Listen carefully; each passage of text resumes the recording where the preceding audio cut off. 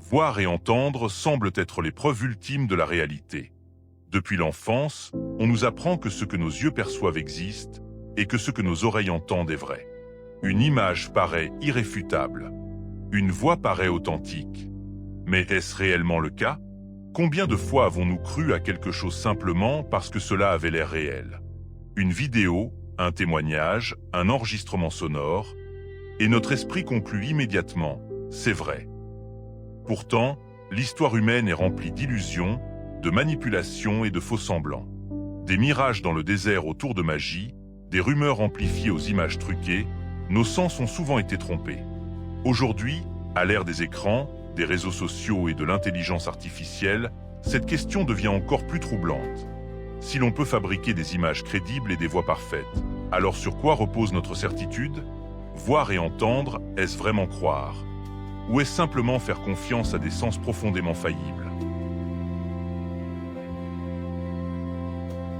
L'être humain construit sa compréhension du monde à partir de ses perceptions.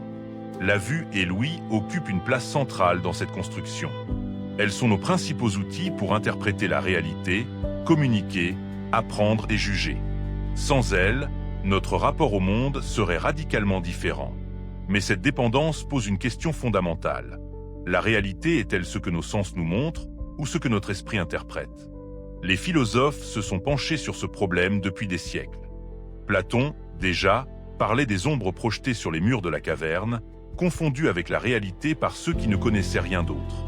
Plus tard, Descartes doutait de tout ce que ses sens lui présentaient, conscient qu'il pouvait le tromper. Ces interrogations ne sont donc pas nouvelles, mais elles prennent aujourd'hui une dimension inédite. Nous vivons dans un monde saturé d'informations visuelles et sonores.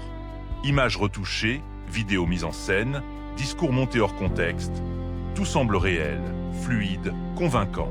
Pourtant, la frontière entre le vrai et le faux devient de plus en plus floue. Ce contexte rend essentielle une réflexion profonde. Si nos sens peuvent être manipulés, comment distinguer la réalité de l'illusion? Nos sens ne sont pas des instruments neutres. Ils ne captent pas le monde tel qu'il est, mais tel qu'ils sont capables de le percevoir. La vue, par exemple, est limitée par la lumière, l'angle, la distance et même l'état émotionnel de l'observateur. Deux personnes peuvent regarder la même scène et en tirer des conclusions radicalement opposées. L'ouïe, elle aussi, filtre, interprète, reconstruit. Le cerveau comble les vides, corrige les sons manquants, modifie ce qu'il reçoit. La science cognitive nous montre que percevoir, ce n'est pas enregistrer passivement la réalité, mais la reconstruire activement. Nos croyances, nos attentes et nos expériences passées influencent ce que nous voyons et entendons. C'est ainsi que naissent les illusions d'optique, les faux souvenirs et les malentendus. Dans le monde moderne, cette fragilité perceptive est exploitée. Une image bien cadrée peut provoquer une émotion forte, même si elle est sortie de son contexte. Une voix convaincante peut inspirer confiance, même si le message est faux. Les technologies actuelles amplifient ce phénomène. Deepfake, montages audio, filtres visuels. La perception devient un terrain de manipulation. Ainsi, croire ce que l'on voit et entendre sans questionner, c'est accepter une version possible de la réalité, mais pas nécessairement la vérité elle-même. Si voir et entendre ne suffisent pas à garantir la réalité, alors une autre question s'impose naturellement. Qu'est-ce qui nous permet de croire? À quel moment passons-nous de la simple perception à la conviction? Cette transition est cruciale, car elle révèle le rôle central de notre esprit dans la construction du réel. Entre ce que nous percevons et ce que nous croyons, il existe un espace invisible, celui de l'interprétation. C'est là que se mêlent raison, émotion, culture et jugement critique. Ce n'est donc pas l'image ou le son qui impose la croyance, mais la manière dont nous leur donnons du sens. Comprendre cela change profondément notre rapport au monde. Cela signifie que la réalité n'est pas seulement là dehors, mais qu'elle est aussi élaborée en nous. Et si la perception peut être trompeuse, alors la responsabilité de distinguer le vrai du faux nous revient. Cette prise de conscience nous mène naturellement vers une réflexion plus large. Comment développer une attitude lucide face à ce que nous voyons et entendons?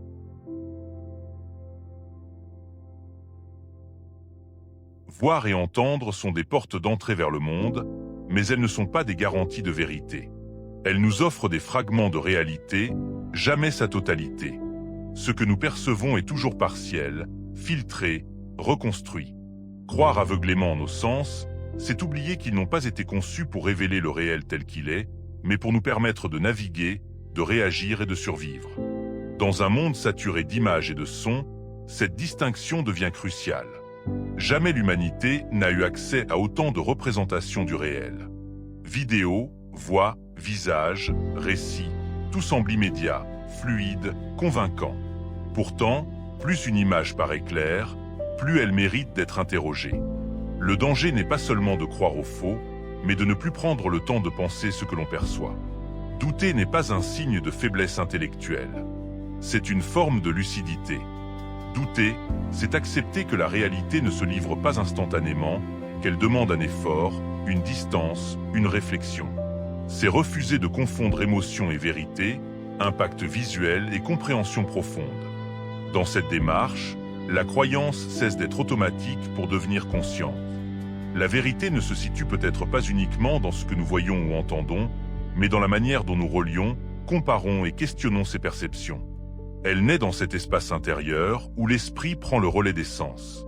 Un espace fragile, souvent négligé, mais essentiel. Alors, la véritable question n'est peut-être pas « Est-ce que ce que je vois est réel ?»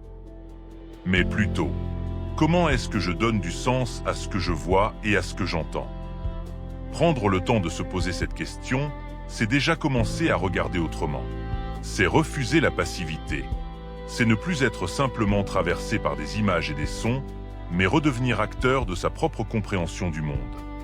Et si cette réflexion t'a parlé, si elle a éveillé un doute ou une question, prends un instant pour t'abonner et laisser un pouce bleu. Ce simple geste permet à ce type de contenu d'exister et à la réflexion de continuer à circuler. Car penser ensemble, questionner ensemble, c'est peut-être l'un des derniers espaces où la vérité peut encore se construire. Lentement, imparfaitement, mais consciemment.